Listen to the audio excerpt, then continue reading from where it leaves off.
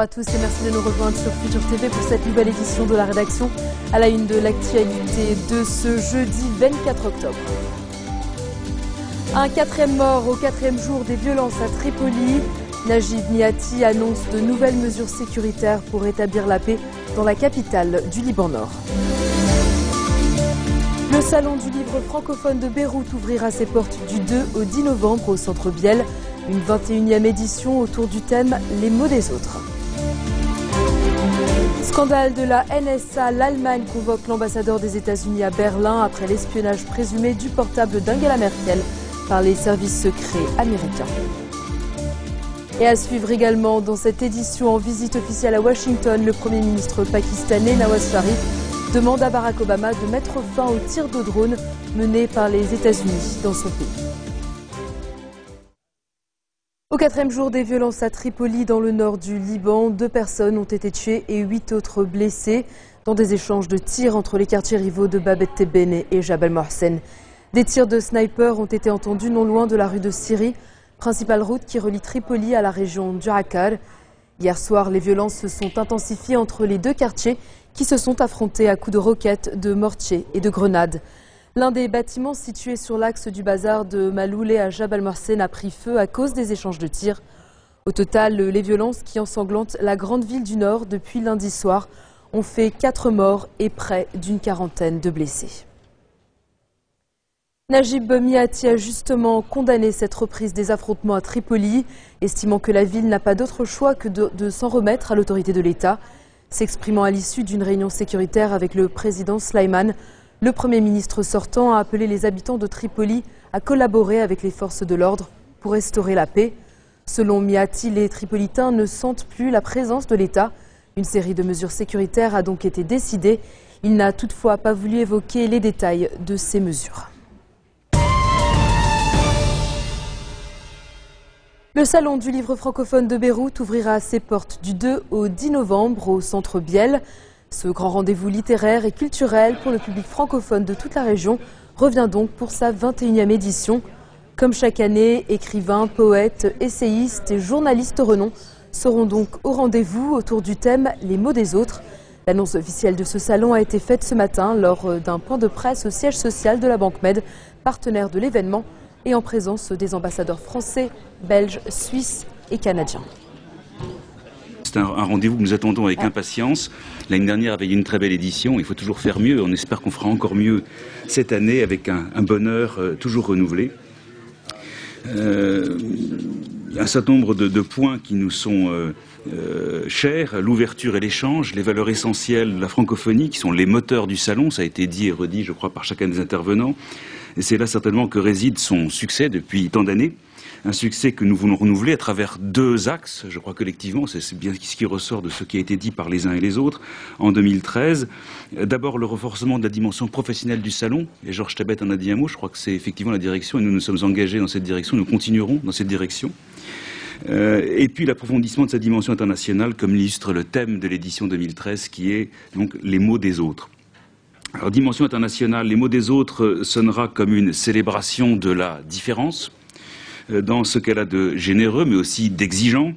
Le Salon du Livre réaffirme sa vocation de lieu de rencontre, d'échange et de partage, en invitant des éditeurs libanais de langue arabe à exposer des œuvres traduites en français, de français vers l'arabe.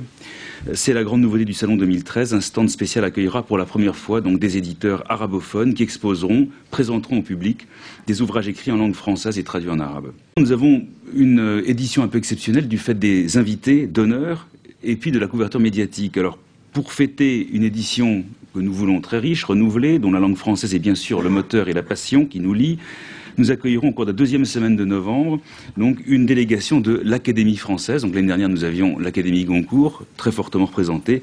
Cette année, c'est l'Académie française qui sera l'invitée d'honneur du salon. Hélène Carradancos, qui est secrétaire perpétuelle de l'Académie, se rendra à Beyrouth accompagnée de plusieurs académiciens, Dominique Fernandez, Michael Edwards, et puis Amin Mahalouf, qui revient au Liban après, je crois, une longue absence, et son retour est très espéré par tous les Libanais, je pense, mais aussi par nous tous. Nous nous réjouissons donc de le retrouver bientôt après ces années. Des conférences et tables rondes exceptionnelles permettront au public d'échanger, de discuter directement avec les académiciens, leur rapport à la langue française, à la littérature, au Liban. Et puis, pour couvrir cet événement exceptionnel, il faut une couverture médiatique à la hauteur. Donc il y aura des grands médias libanais, internationaux, français.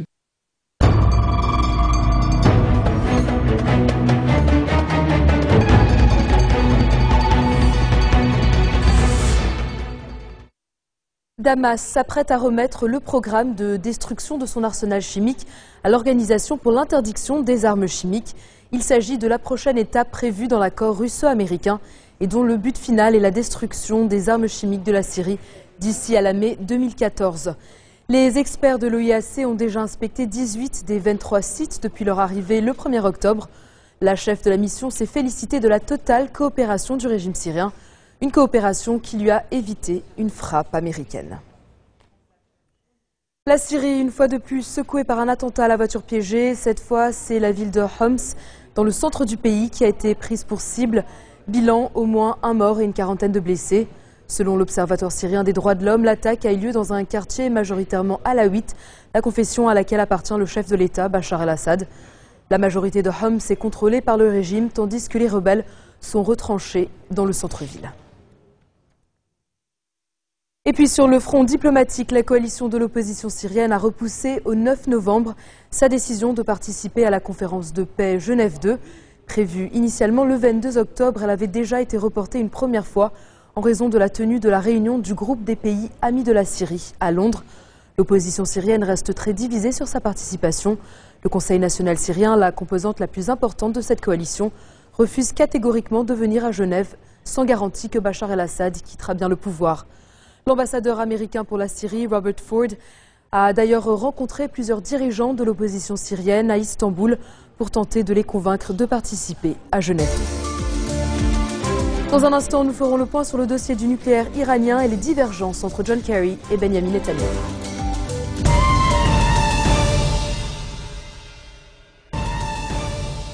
Retour sur le plateau de l'info de Futur TV, l'espionnage présumé du portable d'Angela Merkel par les services secrets américains suscite de vives réactions en Allemagne. L'ambassadeur des États-Unis à Berlin a été convoqué cet après-midi au ministère allemand des Affaires étrangères pour des explications. La veille déjà, la chancelière a appelé Barack Obama pour lui dire que si cette affaire d'espionnage est effectivement confirmée, cela porterait un coup sérieux à la confiance entre les deux pays. Angela Merkel et François Hollande ont d'ailleurs prévu d'évoquer ce sujet en marge du Conseil européen qui se tient aujourd'hui même et demain vendredi à Bruxelles. Objectif de Paris et Berlin, coordonner leurs réactions après la cascade de révélations sur l'ampleur de la surveillance par les États-Unis. Des informations qui proviennent à l'origine d'Edward Snowden. L'ex-consultant de la NSA avait révélé l'été dernier le programme PRISM sur les écoutes à l'échelle mondiale de l'agence américaine. Le dossier du nucléaire iranien au cœur de l'entretien entre John Kerry et Benjamin Netanyahu hier à Rome. Le Premier ministre israélien réclame un véritable démantèlement des structures développées par Téhéran. Netanyahu estime que l'Iran ne doit pas avoir la capacité de mettre au point des armes nucléaires, donc que les Iraniens ne devraient avoir ni de centrifugeuses d'enrichissement d'uranium, ni de réacteurs produisant du plutonium. Selon le chef du gouvernement israélien, un accord partiel qui laisserait l'Iran avec de telles capacités ne serait pas un bon accord. Le secrétaire d'État américain a pour sa part réaffirmé la détermination de Barack Obama d'empêcher l'Iran d'acquérir l'arme nucléaire, alors même qu'une voie diplomatique est en cours. Il dit attendre de Téhéran des actes qui démontreront de façon claire que ces activités nucléaires visent bien une utilisation civile et pacifique. La semaine dernière à Genève, l'Iran et le groupe des 6 ont négocié pour la première fois depuis l'accession du pouvoir du président modéré Rouhani. Un nouveau chapitre s'est ouvert et un autre cycle de discussion est programmé pour les 7 et 8 novembre, toujours à Genève. Reçu par Barack Obama à la Maison-Blanche, le Premier ministre pakistanais a évoqué la relance de la coopération militaire bilatérale.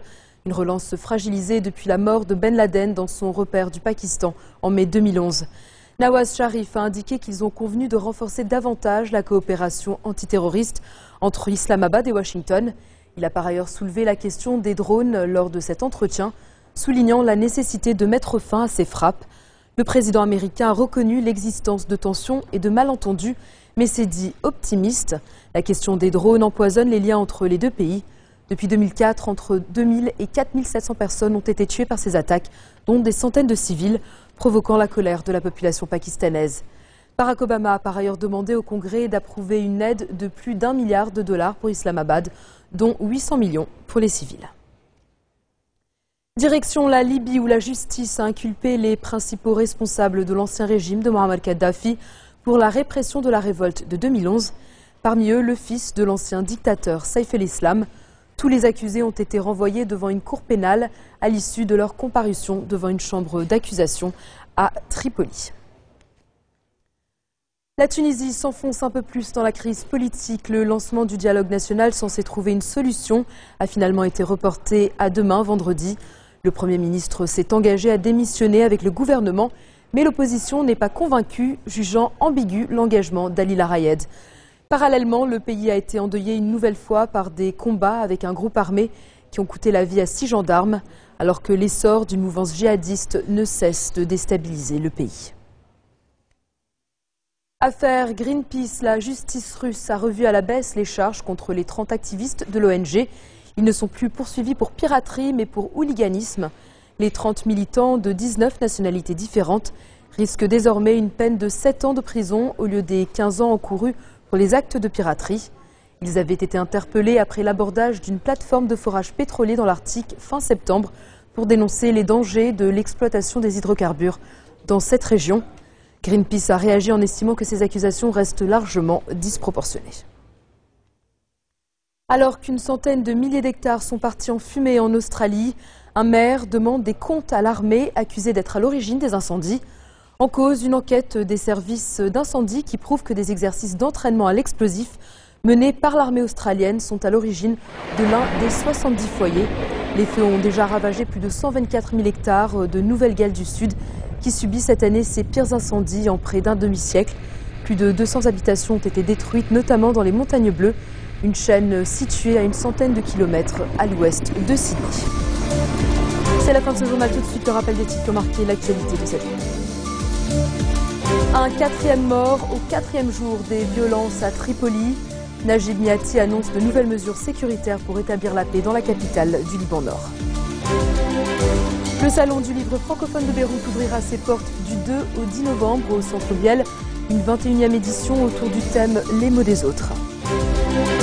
Scandale de la NSA, l'Allemagne convoque l'ambassadeur des États-Unis à Berlin après l'espionnage présumé du portable d'Angela Merkel par les services secrets américains. Et puis en visite officielle à Washington, le Premier ministre pakistanais Nawaz Sharif demande à Barack Obama de mettre fin aux tirs de drones menés par les États-Unis dans son pays. Merci de votre attention. Retrouvez-nous tous les jours à 16h40 heure de Beyrouth. Vous pouvez également nous suivre en ligne sur notre site web ou en téléchargeant notre application mobile. C'est un site de programme sur notre antenne.